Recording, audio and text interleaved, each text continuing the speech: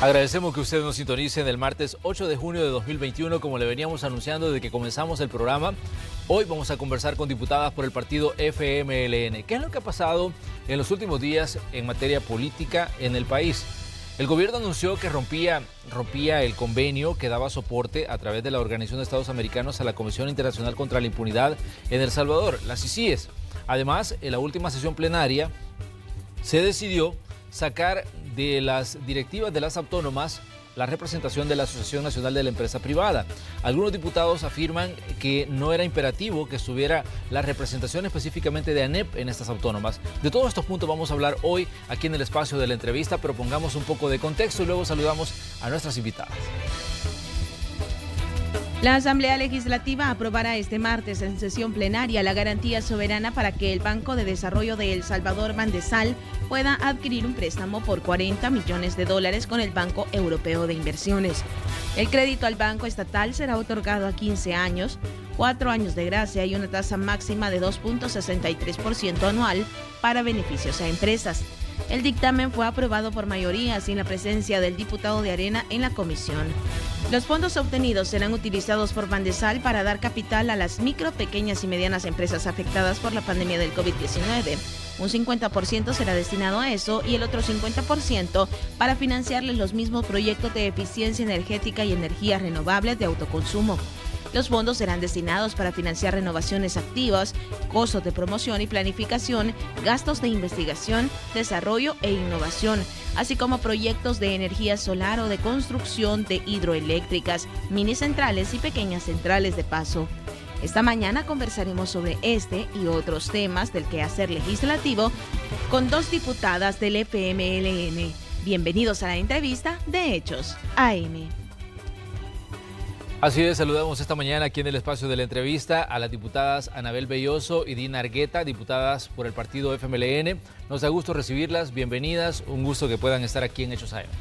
Gracias, Manuel, un placer poder compartir a través de ustedes con la población sobre nuestro trabajo legislativo y sobre estos temas de interés y sobre todo también compartir con mi compañera Dina Argueta en esta mañana. Gracias, Manuel. Un saludo para la población salvadoreña que está pendiente siempre de esta entrevista. Por supuesto, también saludar a Anabel, con quien vamos a compartir durante este espacio y hablar contigo y con la población de temas de interés. Muy bien, comencemos hablando del tema de la OEA y la publicación que hacía el día de ayer este organismo internacional, hablando de que no se había contratado a Ernesto Mason como asesor y cuestionando la decisión del gobierno salvadoreño de romper el soporte que se le daba, en este caso a CICIES. ¿Cómo ven ustedes desde la Asamblea Legislativa y desde el FMLN este tipo de decisiones? Dina. Bueno, primero hay que decir que nunca ha existido, nunca hubo una apuesta clara por combatir la corrupción. El tema de las CICIES fue desde el gobierno simple y sencillamente una propuesta más, un eslogan más que se dio en el marco del inicio de este gobierno. Hay que decir que fue en los primeros días de la entrada en vigencia de este nuevo gobierno que se anunció la entrada de la CICIES. Sin embargo, a 2 años ya nos damos cuenta que no hubo una apuesta clara desde el gobierno por combatir la corrupción. Al contrario, se quiso limitar también el acceso a todos estos temas que se venían tratando. Hay que decir que la CICIES tenía, o se decía que tenía ya conocimiento de 12 casos en la Fiscalía sobre posibles actos de corrupción. Ahora que vemos que se suspende o se elimina cualquier tipo de acción y el convenio que se tenía a través de la OEA, siempre queda al manifiesto, al descubierto, que no fue y nunca ha sido ni será para este gobierno el tema de la corrupción uno de los temas a combatir y uno de los temas claves a priorizar de cara también a la transparencia, de cara también al buen uso de los manejos de los fondos públicos. Anabel, ¿cuál es la visión que tiene usted sobre esta situación que decíamos ha acaparado mucho la atención no solo a nivel local sino también a nivel internacional? Bueno, como ya decía Dina, todos recordaremos que dentro de las propuestas de campaña del actual gobierno, la conformación y el establecimiento de una comisión como la CICIES en el país fue uno de los ejes que siempre estuvo. Uno revisa el antecedente de los tweets, de entrevistas, de publicaciones en aquel momento del candidato a la presidencia y actual presidente de la República, y este tema estaba en el centro. más allá de los cuestionamientos que nosotros hemos tenido alrededor de cómo se desarrolló el proceso, es que esto desde origen también tuvo sus debilidades en el sentido de que nunca fue conocido en el seno de la Asamblea Legislativa, fue un acuerdo desde el Ejecutivo y que por lo tanto también ahí había muchas limitaciones, más allá de lo que nosotros siempre hemos creído que las instituciones a las que por ley les corresponde en el país llevar adelante las investigaciones son las que deben fortalecerse. Hoy vemos con esta acción, obviamente, con más claridad, y es una muestra más para la población justamente que este gobierno no tiene vocación de rendir cuentas, no tiene vocación de ser transparente en el uso de los fondos públicos, no tiene el mínimo interés en combatir la corrupción, porque ya hemos visto cuánto señalamiento también existe alrededor de funcionarios del actual gobierno. Ya habían casos que estaban siendo investigados y se habían trasladado a la Fiscalía por parte de esta comisión, y también otros casos que ya habían empezado a ser investigados por el anterior fiscal y que hoy obviamente quedan ahí paralizados. Si es que realmente el interés es combatir la corrupción, ser transparente, rendirle cuentas a la gente, porque al final es a la gente a la que hay que rendirle cuentas del uso de sus dineros, porque todos y todas pagamos impuestos, ellos deberían promover entonces que la Fiscalía asuma con fuerza esos temas en los que ya hay indicios de corrupción y también aquellos que ya estaban siendo investigados, pero eso lo vemos totalmente paralizado. Anabel, ¿cómo ven ustedes el argumento? De pronto aparece de Luis Almagro en una publicación donde se hablaba de la contratación de Ernesto Mason como asesor. Una situación que no solo llamó la atención aquí, sino que incluso fue noticia a nivel internacional. De pronto la gente de la OEA dice no había un contrato firmado. Y también, bueno, hay una serie de publicaciones donde hablan de que el gobierno salvadoreño pues no quería investigar casos de corrupción de sus propios funcionarios. ¿Cómo ver esto? Porque hay un contraste ahí en una situación en la que ha generado un poco de confusión el hecho de que primero aparece el secretario general hablando de la contratación de Mason, luego dice que no hubo un contrato y que jamás se llegó a formalizar ese ofrecimiento de una asesoría en la OEA, y luego aparece una serie de argumentos donde dice de que pues lamentan que el gobierno salvadoreño se haya echado para atrás en esta situación de las ICIES. Más allá de estos argumentos que pone una parte u otra, digamos, la lectura que debe hacerse de este suceso es lo que ya hemos dicho y lo reiteramos, en el sentido de que muestra que este gobierno nunca ha sido para este gobierno una prioridad la investigación de la corrupción o ir en contra de aquellos que faltan a la ética y cometen este tipo de delitos haciendo un uso abusivo de los recursos públicos. Eso es lo que está detrás, porque ya desde antes incluso el trabajo de las ICIES, según se había conocido, había sido también, digamos, no se había dado una relación como en el inicio se planteó públicamente entre el Ejecutivo y esta comisión, sino que habían habido dificultades para que realizaran su trabajo. Creo que eso es lo que debe entender la población, que es también parte de un engaño más por parte del actual gobierno, en el sentido de que en campaña ofreció este mecanismo como uno de los elementos para combatir la corrupción, y hoy obviamente toma esta situación del nombramiento o contratación de una de las personas que ya sabemos pues que ha estado siendo procesada por otro tipo de casos, y que con ello toman una excusa, podría interpretarse así también, para desvincularse. Eso por un lado, pero hay diferentes, digamos, interpretaciones, pero lo que en el fondo está, y no debemos perder de vista, es que se trata de la poca intención que tiene el actual gobierno de ser transparente y de rendir cuentas, ¿verdad? Es eso en el fondo, más allá de lo que algunos puedan argumentar y otros también argumentar, en el sentido que ha quedado como una situación donde hay voces encontradas, pero la que debe tener una explicación clara es la población, más allá de estos argumentos que se puedan tornar alrededor de este tema. Dira, hoy hay una situación un tanto complicada cuando hablamos de casos de corrupción en las diferentes administraciones, porque si analizamos la historia reciente de El Salvador, Arena era un tanto reacia a investigar a gente que estaba señalada de actos de corrupción dentro de sus administraciones.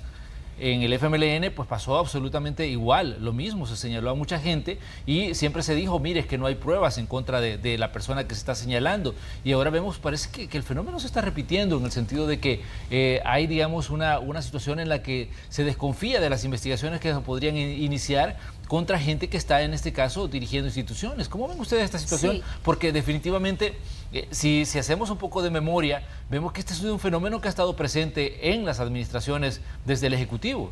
Sí, definitivamente que la transparencia en el uso de los fondos públicos, la rendición de cuentas, es la que debe también de primar en todo el ámbito público, es decir, aquellas instituciones que hacen uso, que manejan los fondos de los y las salvadoreñas deben y están obligados a transparentar ese uso. Nosotras decir de entrada, Manuel, que siempre vamos a estar en contra de cualquier tipo o de cualquier acto de corrupción, venga de donde venga, no importa quién sea el que esté en ese momento en el Ejecutivo o que haya estado, si se le comprueba mediante un proceso debido y establecido de acuerdo a la ley, esta persona debe de responder por esos actos porque son fondos de los y las salvadoreñas.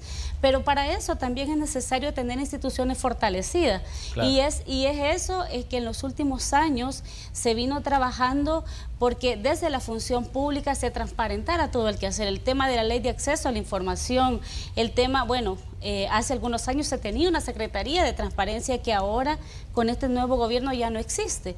Entonces, los pasos muy pequeños que se habían dado en materia de transparencia, en materia de rendición de cuentas, de Contraloría Social, se han retrocedido. Entonces, tú dices, este momento en el que estamos en el país, definitivamente que merece una atención de todos y de todas, porque si bien es cierto han habido casos, si bien es cierto han habido señalamientos en otras administraciones que es necesario también que se prueben en un proceso determinado, han sido esos señalamientos, pero ahora este gobierno que está en ejercicio también debe de responder por lo que se le acusa en este momento. Yo creo que cuando hay una información que realmente es verídica, que lleva un proceso establecido, que existen las pruebas necesarias, pues la ley debe de caer sobre esta persona y debe responder por sus actos. Sin embargo, no podemos nosotros tampoco caer en aquellas aseveraciones de que todos son iguales, porque habrá que ver en el proceso establecido la necesidad de que la institucionalidad funcione. Por eso nosotros en materia de la CICIG, por ejemplo, decíamos, es que nosotros estamos porque la Fiscalía, que es la encargada de la investigación del delito en el país, se fortalezca. ¿Cómo fortalecer las instituciones? Claro. Pero eso es lo que no tienes ahora. No tienes instituciones fortalecidas porque se han convertido en una dependencia del gobierno. Y entonces tú dices, ¿cuál independencia? ¿Cuál investigación? ¿Cuál proceso justo? Entonces creo que en ese sentido debemos de trabajar los salvadoreños y salvadoreñas por exigir, por supuesto, a nuestros funcionarios la mayor transparencia en el uso de los fondos públicos y que si en algo no está bien, con el respeto que todos nos merecemos, de ser disonantes en ese sentido de contradecir aquellas acciones que se vayan haciendo, creo que hay que hacerlas. Muy bien, hay otro punto que ha llamado mucho la atención en estos días y es la llegada de Jean Elizabeth Mains como encargada de negocios de la Embajada de Estados Unidos de forma interina. Ella pues estuvo durante buen periodo del trabajo del FMLN en el Ejecutivo, fue la embajadora de Estados Unidos aquí en El Salvador. Ella estuvo en la Asamblea Legislativa, se reunió con la Junta Directiva, ha estado hablando también incluso con el presidente de la República. Esto en medio de un clima en el que se ha señalado de tensión entre Estados Unidos y El Salvador, una relación que pues se distorsionó, podríamos decirlo así, desde el 1 de mayo, cuando la Asamblea Legislativa, o bueno, la fracción de Nuevas Ideas en la Asamblea Legislativa y sus fracciones aliadas, hablaron de la destitución o sustitución de la Sala de lo Constitucional y del Fiscal General de la República. ¿Cómo ven ustedes la relación en este momento Estados Unidos-El Salvador? ¿Consideran ustedes que hay tensión todavía, Anabel?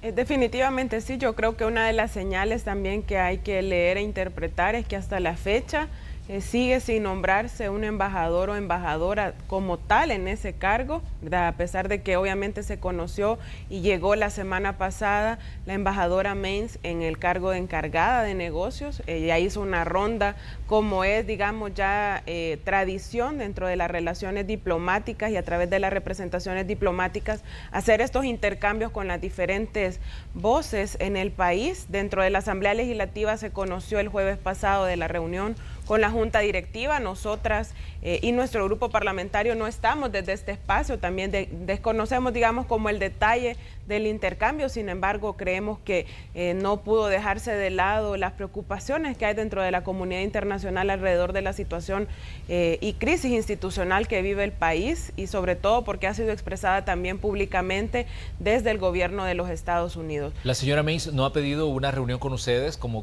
FMLN? No, hasta el momento no se ha tenido ningún intercambio con ella, no ha habido ninguna solicitud. Sin embargo, nosotros siempre insistimos como partido que en el centro de la relación y específicamente con Estados Unidos debe ponerse a nuestros compatriotas que residen en este país. No son pocos, sabemos que son ya casi 3 millones de salvadoreños y salvadoreñas que en diferentes circunstancias viven en Estados Unidos, contribuyen directamente y de forma sustancial a la economía del país a través de las remesas, están en una lucha, muchos de ellos, por obtener un estatus legal de carácter permanente. Ayer se conocía una noticia emitida, ¿verdad?, por la Corte, donde justamente deben seguir su proceso de lucha, que hay que decirlo, es fruto de la comunidad organizada allá. No tiene que ver, obviamente, en este caso, el gobierno cuando a veces ha salido atribuyéndose los logros, pero sí tienen que tener en cuenta que tensionar una relación sin mayor argumento, sin mayor necesidad, puede poner en riesgo estas luchas que emprenden nuestros compatriotas desde allá de Estados Unidos, y por lo tanto es lo que debemos tener ahí. Ha habido crisis humanitarias en la frontera sur de Estados Unidos en los últimos meses. No hemos visto al gobierno actual estableciendo políticas, tratando de establecer alianzas con sus homólogos, tanto en toda la ruta del migrante como en Estados Unidos, para garantizarle los derechos a estas personas, sino que prácticamente están en el olvido. Y con estas actitudes de confrontación, de irrespeto, y no solo con Estados Unidos, sino que con la comunidad internacional en general, todavía en el discurso que se dio el pasado 1 de junio desde la Asamblea Legislativa, hubo ataques también a la comunidad internacional diciendo que están engañados, prácticamente como diciendo ignorancia, ¿verdad? Que hay ahí una ignorancia de por medio, como que no tienen capacidad de analizar y de crear una opinión propia, de tener criterio propio. Es realmente una situación lamentable en el sentido de que las relaciones internacionales deben basarse sobre los principios del respeto, de la soberanía, de la autodeterminación de cada uno de los países, y sobre ello llevar adelante las relaciones de cooperación, relaciones comerciales que sean necesarias para hacer que los países crezcan de manera conjunta, de forma solidaria, y es lo que uno dice en el caso específico de la relación con Estados Unidos. Pero seguramente si le preguntamos a alguien del Ejecutivo sobre la relación con Estados Unidos, él nos diría de que encontraron una relación deteriorada. En determinado momento de discursos que se han dado, se dice, durante la administración del FMLN se estaba viendo al sur, se estaba viendo a Venezuela y no se estaba viendo a Estados Unidos como el principal socio comercial. Nosotros y como el creemos, principal socio a nivel humanitario por la gente que vive allá. Estando en un mundo globalizado, Manuel, y a la población también que sintoniza a estas horas, hay que decir que creemos en las relaciones multilaterales, en el sentido que hay que ver hacia todos lados, siempre y cuando esas relaciones se basen en el respeto y traigan beneficio a los países. Y en el caso nuestro, pues no es la excepción. Hay que mirar hacia todos los horizontes posibles. Fuimos quienes abrimos las relaciones con China en el año 2018, el 20 de agosto, porque teníamos certeza de que es una relación que puede contribuir al desarrollo de nuestro país. Y vemos hoy cómo se están concretizando ciertas acciones que iniciaron la negociación en aquel momento y que obviamente hoy a este gobierno le tocará ejecutar, como muchas de las cosas que vemos día a día, que son producto y fruto de las gestiones y del trabajo que ha hecho y hizo nuestro gobierno en el pasado. Y por lo tanto, en el caso de las relaciones internacionales también creemos que debe ser así, ¿verdad? Ver hacia todos los horizontes posibles, en el sentido de que se puedan establecer relaciones que permitan una relación de ganar y ganar, y obviamente se dejen de lado esas relaciones que pueden generar una dependencia o un tipo de injerencia que obviamente creo que nadie quiere, ¿verdad? A estas alturas de la historia en el país y en el mundo entero, las relaciones diplomáticas han avanzado, y lo que uno puede esperar de este tipo de relaciones es que traigan beneficio para la población, un beneficio directo, y que no, al contrario, tensionen la situación, ya sea con Estados Unidos o con cualquier otro país, que pueda perjudicar a la población salvadoreña. Y en el caso específico de Estados Unidos, no hay que perder de vista la cantidad de salvadoreños y salvadoreñas que actualmente residen en ese país. Muy bien, usted hacía alusión al discurso del 1 de junio ahí en el Salón Azul de la Asamblea Legislativa, y hay, bueno, frases que quedaron marcadas respecto a lo que dijo el presidente en ese momento. Primero, que remarcó y recalcó de que no va a haber un paso atrás de las decisiones tomadas hasta el momento en su administración y también en las decisiones que ha tomado su bancada en la Asamblea Legislativa. Pero hubo también aspectos un tanto curiosos cuando decía los partidos de la esquina, y señalaba directamente pues al FMLN y Arena sentados en la esquina. Decía, estos partidos son los que contribuyeron a saquear El Salvador y son los que han generado las desigualdades que ahora vive El Salvador. ¿Cómo sintieron ustedes cuando de pronto se les señalaba de ser los partidos en la esquina, Dina? Bueno, yo creo que todos los que vimos y vivimos el discurso del presidente el pasado 1 de junio, sabemos que a la base de este no informe, porque lo que sí en realidad se esperaba era un informe a la nación de la gestión pública, en este caso del Ejecutivo, a 2 años ya de gobierno. Sin embargo, lo que vimos fue todo totalmente alejado a un informe. Vimos más un discurso de confrontación, un discurso que por supuesto ratifica lo que se ha venido dando y haciendo, que es el tema de la acumulación y la concentración de poder. Vimos también la ratificación desde la primera magistratura del país, que es el presidente de la República, convencido y feliz de que lo que se está haciendo desde la Asamblea Legislativa a partir del 1 de mayo va trazado en una ruta que busca la concentración de poder de manera absoluta. Y se ve y se presentó al país como uno de los logros principales el tema de la destitución de los magistrados y magistradas de la Sala de lo Constitucional, de la Fiscalía General de la República. Es decir, que uno de los logros principales que se presentaron ahí fue el desmantelamiento de la institucionalidad de nuestro sistema democrático y de derecho. Hay que decir también que eso es preocupante viniendo, en este caso, desde la Presidencia de la República. Pero ¿cómo toman ustedes cuando se habla de que estos puestos en la Corte Suprema de Justicia, en la Fiscalía General de la República, han sido, digamos, reparto que se han hecho entre los partidos? Porque para nadie es un secreto que había negociaciones y que en determinado momento decían los partidos mayoritarios que tenían las aritméticas en su mano, decían este candidato simpatiza conmigo o este candidato me parece, y hacían todo para ponerlo en el puesto. ¿Cómo ven ustedes este argumento cuando se dice que había, digamos, una negociación para poner cuotas partidarias en las instituciones? En todos los procesos y en todas las legislaturas, hasta antes del 1 de mayo, para emitir un dictamen, para aprobar una ley, para elegir a un funcionario, era necesario el consenso y era necesario buscar entendimientos. ¿Por qué? Porque nunca ninguna fracción en la Asamblea Legislativa tuvo mayoría, ni siquiera por 43 votos, por 43 diputados. Caso contrario a lo que sucede ahora. Claro. Es que ahora no habrá reparto de cuotas, ahora habrá una sola cuota en la Sala de lo Constitucional y en la Corte Suprema de Justicia, porque los magistrados y magistradas que se vayan a elegir estarán en función directamente de la bancada mayoritaria o del partido, en este caso de la fracción mayoritaria que les elija. Esa es la diferencia.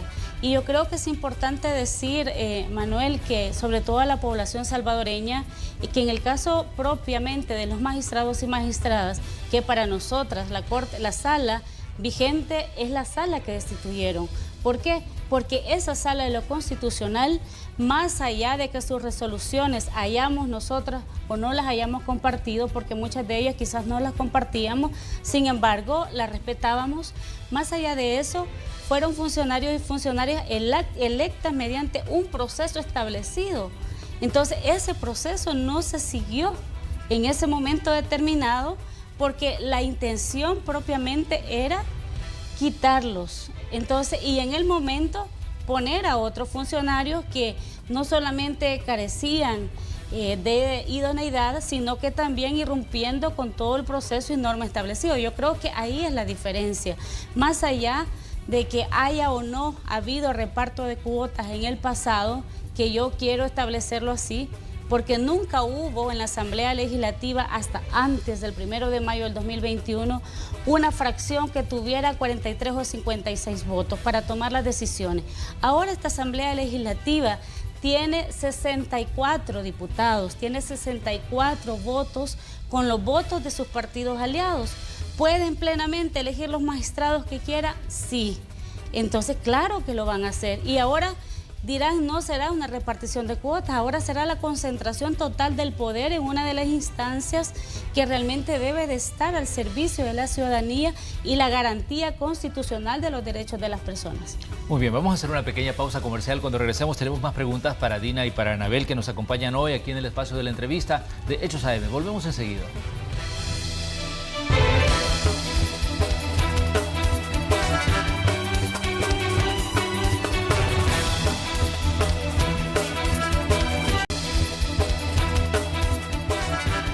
Mañana de martes 8 de junio de 2021, hoy en el espacio de la entrevista conversamos con la diputada por el FMLN, Anabel Belloso y Dina Argueta. Estamos hablando de diferentes situaciones que han ocurrido en materia política en el país y también decisiones que han sido tomadas en la Asamblea Legislativa. En la última sesión plenaria se decidió en la Asamblea Legislativa excluir la participación de la Asociación Nacional de la Empresa Privada de diferentes autónomas.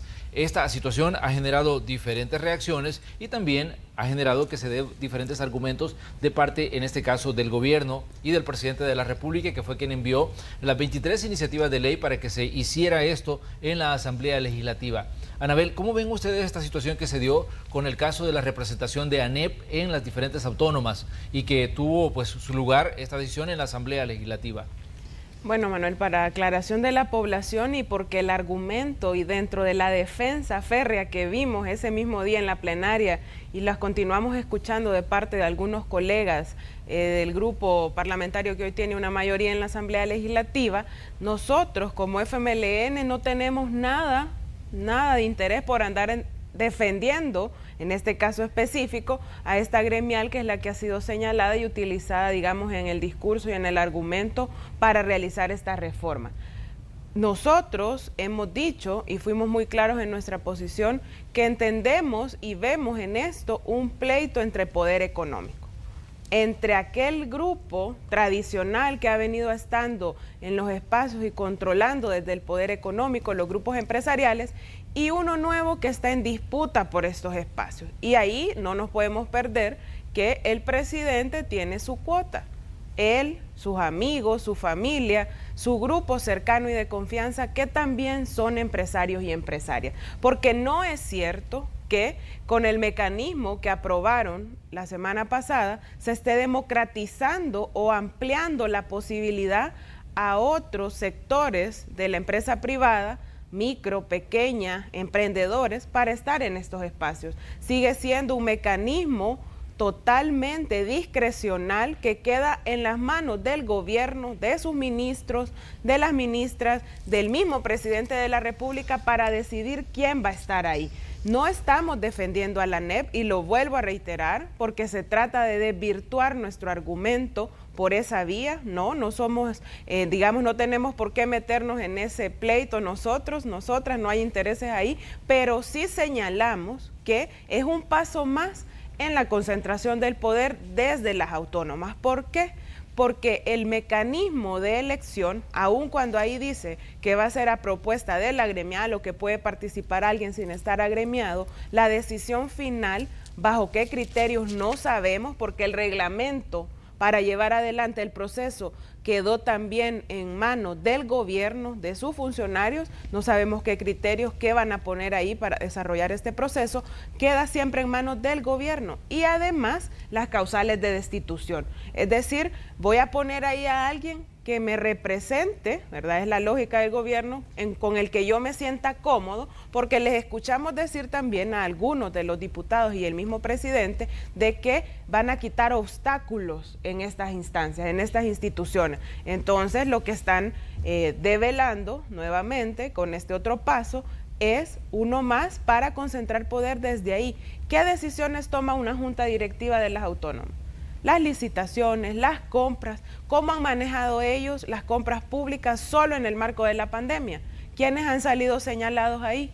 Funcionarios actuales o que ya han sido removidos porque fueron señalados de haber sido proveedores del Estado contra la ley de ética gubernamental, contra la ley de compras públicas, faltando a estos procesos, y por lo tanto hoy están garantizando desde estos espacios también tener control sobre estos mecanismos de compra. No se trata, y hay que dejarlo claro, no se trata de democratización.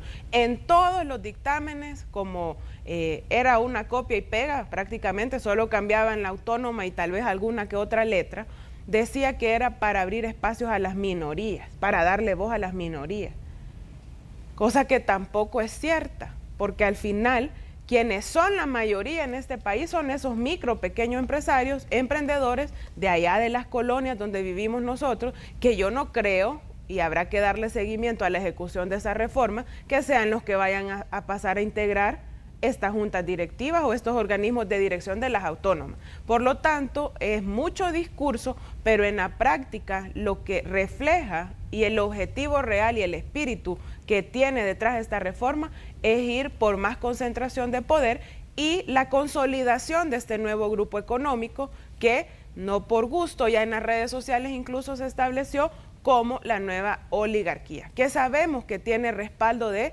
una parte de este poder económico tradicional. Vimos al presidente sentado con representantes del poder económico en el marco de la pandemia y que por lo tanto están respaldando sus acciones y ven a través de esta vía también mecanismos para controlar desde estos espacios. Muy bien, hay otro punto que me gustaría que nos aclararan, aprovechando que ustedes son parte de la fracción del FMLN. Desde hace unos días se viene hablando de que la fracción de 4 diputados que tiene en este caso el FMLN está dividida. Por un lado está Anabel Belloso y Dina Argueta, y por el otro lado está Marlene Funes y el otro diputado que quedó en las elecciones del 28 de febrero. ¿Qué es lo que está ocurriendo, Dina, con la fracción del FMLN en este periodo 2021-2024? Porque se habla de que hay diferentes visiones del trabajo que van a hacer como fracción. Incluso Medardo González, quien ahora es ex coordinador del FMLN, en determinado momento pues hizo un llamado y llamó la atención respecto a la observación que él hacía del trabajo que estaban haciendo sus otros 2 compañeros en la Asamblea Legislativa.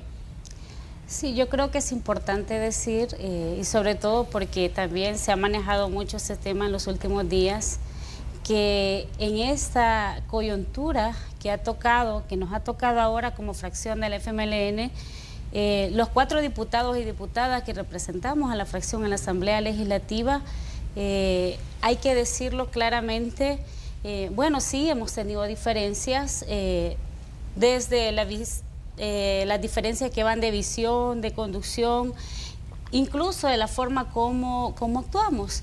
Y esas diferencias creo yo que son naturales, siempre han existido en los grupos parlamentarios anteriores, incluso donde teníamos una representación mucho más grande. No quiere decir que no haya existido una diferencia. Claro que existían diferencias y debates al interior de la fracción. ¿Qué ha pasado ahora? Que esas diferencias se están visibilizando, están saliendo a la luz, y eso es malo. No es malo que existan diferencias. Yo creo que lo central debe ser aquí cómo buscamos que esas diferencias no nos separen, al contrario, que esas diferencias nos permitan poner los puntos al centro de la mesa, que son el legislar en función de la población salvadoreña, y en eso estamos inmersos los 4. Quizás la población y muchos han especulado sobre este tema por el tema de algunas votaciones diferenciadas. Claro. de algunas votaciones diferenciadas que algunos colegas o entre los cuatro hemos hecho. Nosotras quizás con Anabel, porque también venimos de una legislatura anterior, somos digamos las que sobrevivimos de la legislatura pasada, conocemos también cómo ha sido el funcionamiento de la fracción, el debate de los temas y la toma de decisiones. ¿Consideran ustedes que Marlene Funes y Jaime Guevara no han entendido cómo funcionaba la fracción anteriormente? No, no es eso, no se trata de eso, se trata de que en este nuevo contexto definitivamente requiere también disponibilidad, requiere también de mucho compromiso de todos y de todas. Ahora, yo quiero decir con claridad, Manuel, que estamos haciendo los esfuerzos por coincidir en todo lo que pueda hacer. Probablemente no en todo vamos a coincidir y por eso dejamos de ser compañeros, no dejamos de ser compañeros. Que no coincidamos en una votación no significa que dejemos de ser compañeros y compañeras que responden también a un interés popular y sobre todo a una población que nos eligió.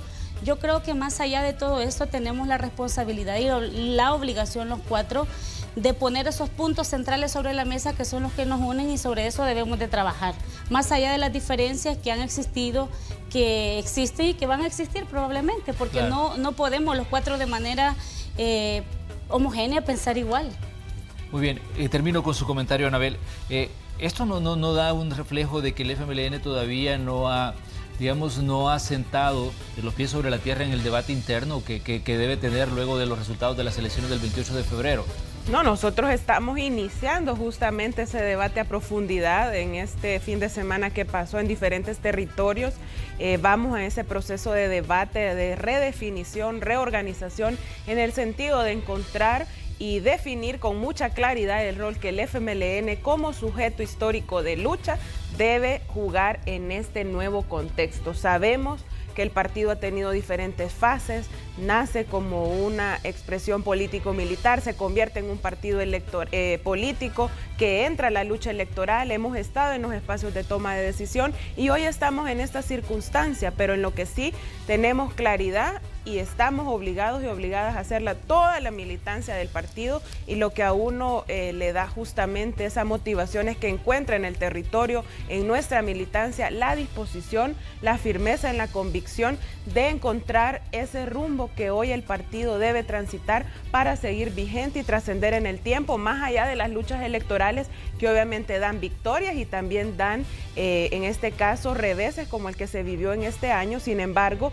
no nos limita porque trascendemos de esa lucha electoral y por lo tanto estamos en la búsqueda de ese camino. No es fácil el proceso, se ha definido una ruta que va a tomar su tiempo y que a la par también debe encontrar digamos, esas acciones, esas estrategias, esa táctica para ir cumpliendo su rol desde los espacios en los que estamos, desde la Asamblea Legislativa, desde los consejos municipales, también buscando siempre ser propositivos en respuesta a los problemas que la población vive, porque hoy poco vemos de parte del Ejecutivo una respuesta, por ejemplo, al alto costo de la vida. Claro. Todos vemos cómo han incrementado los precios, qué soluciones hay, qué rol entonces el Frente desde los espacios de incidencia también va a cumplir. De eso se trata, Manuel, y estamos en esa definición.